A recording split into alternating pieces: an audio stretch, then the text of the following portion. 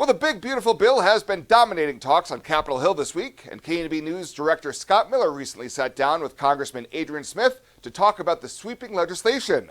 One of the most hot-button issues involved in the bill is Medicaid, and Smith discussed his thoughts on what's currently at stake.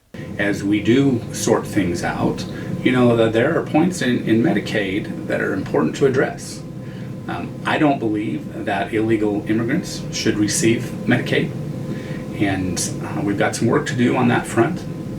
There are other components, and again, this isn't in the bill, but we have folks duplicate enrolled in Medicaid more than one state.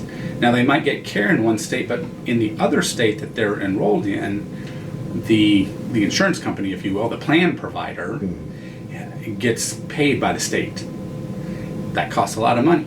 And to address that, yes, that would be reducing some funds spent on Medicaid, but that doesn't mean anyone gets kicked off of Medicaid.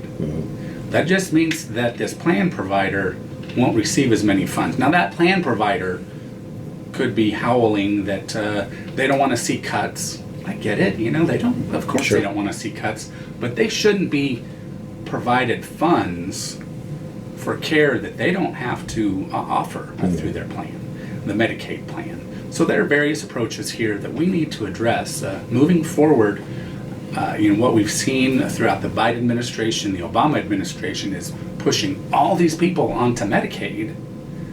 That comes with a significant expense, and especially when we find that, we call it the crowd out effect, basically moving folks from private commercial insurance, say provided through an employer, over to Medicaid because they happen to qualify now, because the qualification formula really opened up over time, especially under Biden and Obama, and so hospitals end up getting reimbursed less through Medicaid than from an insurance company.